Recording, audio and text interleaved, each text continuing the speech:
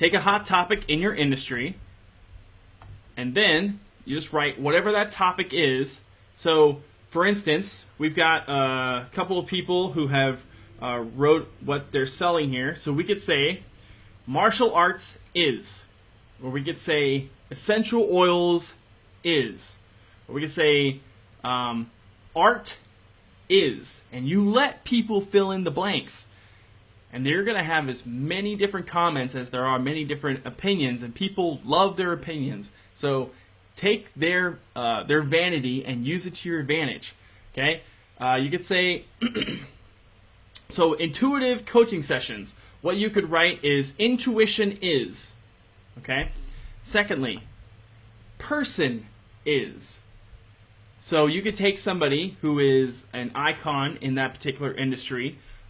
In mine, in business and entrepreneurship, we really, hold Tony Robbins up, right? He's like the guy. So I could write Tony Robbins is and let people fill in the blank. In my industry, you could say Oprah. Oprah is. Or you could say, let's see if we can get even more niche down. Let's take something very obscure. Okay, so you could even take it and use it for a show that you like. So if somebody's watching Game of Thrones, you could say, you could take a character from Game of Thrones and plug that in. Tyrion Lannister is. Or you could just say, a Lannister is. And if you know the show, there's a lot of different things that people could say.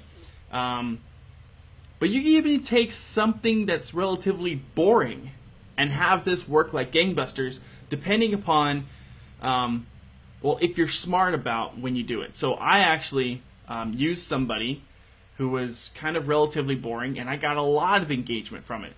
So you could use, do you trust, fill in the blank, person, yes or no. This is a binary post. And the reason why this works so well is because people are only being asked to leave a one-character response.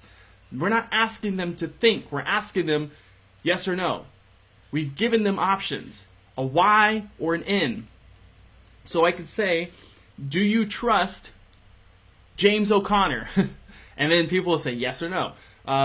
Somebody from your industry, somebody from sports, somebody from business, it doesn't matter. So you could say, do you trust, who's the guy? Chuck Norris, yes or no?